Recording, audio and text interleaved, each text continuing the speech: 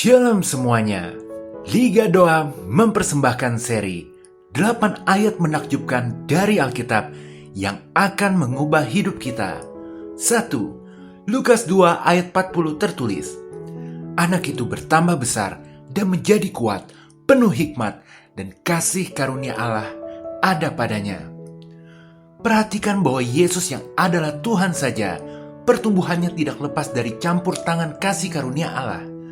Begitu pula dengan kita, pertumbuhan rohani kita hanya mungkin bisa terjadi melalui karya Roh Kudus dalam hidup kita. Kita tidak bisa bertumbuh secara rohani hanya dengan usaha sendiri. Jika kita meniru bagaimana cara Yesus bertumbuh, kita pun akan dapat mencapai tujuan akhir dari pertumbuhan rohani, yaitu menjadi serupa dengan gambaran Yesus. Kehadiran Roh Kudus dalam diri kita menandakan kasih karunia Allah sudah ada pada kita. Tugas utama Roh Kudus adalah membuat kita bisa semakin mengenal siapa Tuhan dan apa firman-Nya, membuat Anda semua lama-kelamaan akan memiliki hikmat ilahi dan otoritas sebagai anak-anak Allah. Jadi jika Anda mau hidup Anda bisa semakin bertambah besar dan kuat seperti Yesus, jalinlah hubungan yang intim dengan Roh Kudus. Dengarkan selalu bimbingannya dalam mengambil setiap keputusan saat menghadapi berbagai tantangan hidup. Niscaya hidup Anda akan berkenan di hadapan Tuhan karena menjadi serupa dengan Yesus. 2. Yakobus 5:17 tertulis, Elia adalah manusia biasa, sama seperti kita, dan ia telah bersungguh-sungguh berdoa supaya hujan jangan turun dan hujan pun tidak turun di bumi selama 3 tahun dan 6 bulan. Jika kita melihat dalam seluruh Alkitab, kita akan menemukan bahwa orang-orang yang memiliki kuasa dari Roh Kudus adalah orang-orang yang berdoa. Sebagai contoh adalah Elia. Elia adalah manusia biasa sama seperti Anda. Akan tetapi, ketika dia berdoa, hujan pun tidak turun.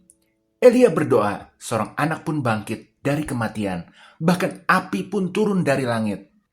Selain Elia, kita tahu ada Nuh, Abraham, Yakub, Musa, Daud, lalu murid-murid Tuhan Yesus. Bahkan Tuhan Yesus sendiri sering berdoa. Tidak ada cara lain untuk menjalin hubungan dengan Tuhan yang dapat mendatangkan mujizat selain melalui doa.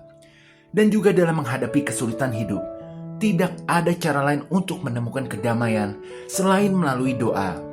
Hanya dengan berdoa, kita dapat merasakan kehadiran Tuhan dan menemukan kekuatan untuk menghadapi segala tantangan hidup. Itulah sebabnya setiap dari kita harus bertekad untuk berdoa kepada Tuhan setiap hari. 3. Matius 13 ayat 45-46. Demikian pula hal kerajaan sorga itu, seumpama seorang pedagang yang mencari mutiara yang indah. Setelah ditemukannya mutiara yang sangat berharga, ia pun pergi menjual seluruh miliknya, lalu membeli mutiara itu.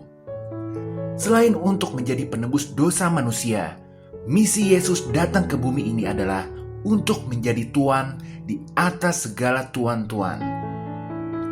Manusia tidak dapat mengabdi kepada dua tuan, karena jika demikian, ia akan membenci yang seorang dan mengasihi yang lain.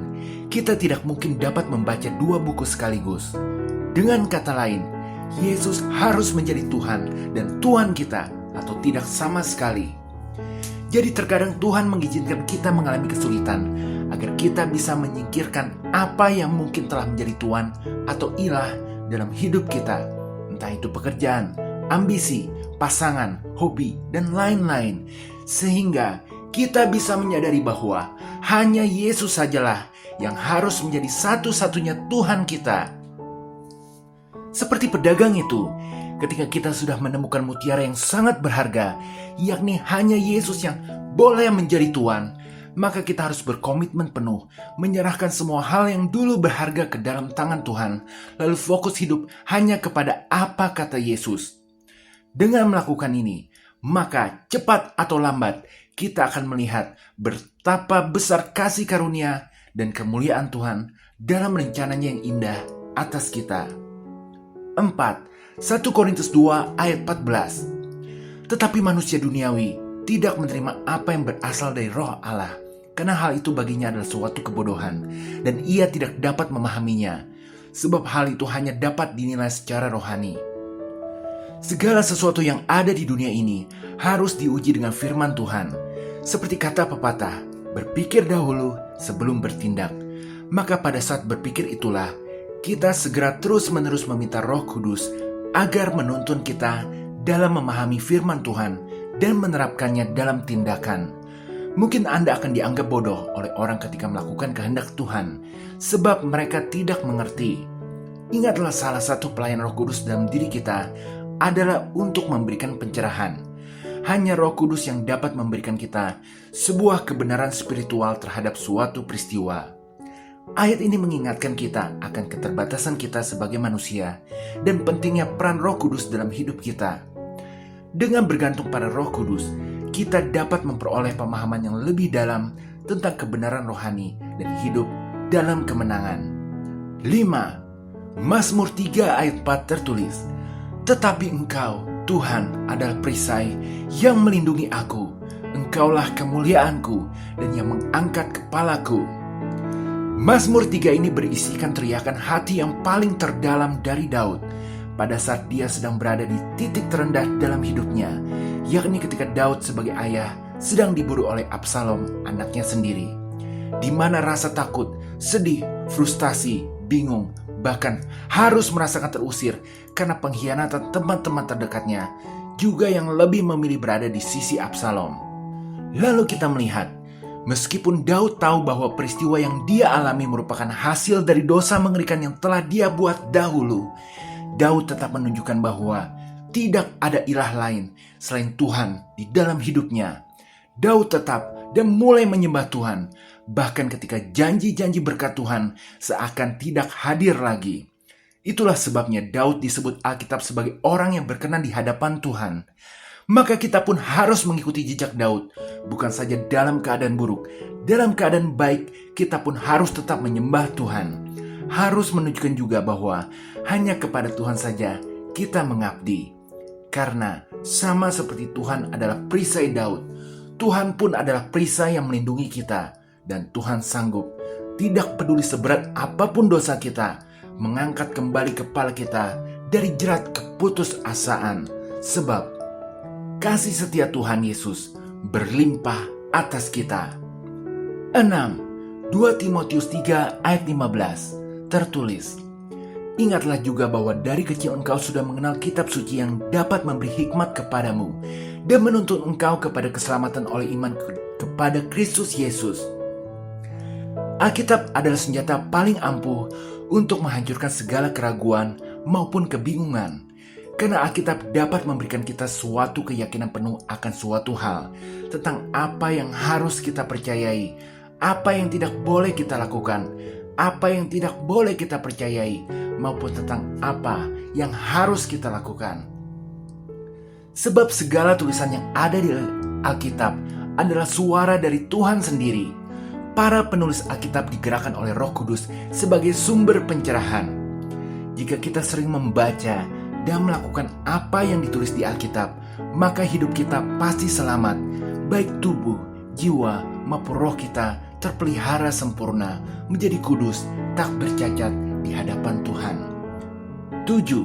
Pengkhotbah 1 ayat 2 tertulis, "Kesia-siaan belaka," kata pengkhotbah, "kesia-siaan belaka, segala sesuatu adalah sia-sia." Ada dua jalan dalam hidup ini. Satu adalah jalan duniawi, yang satu lagi adalah jalan Tuhan.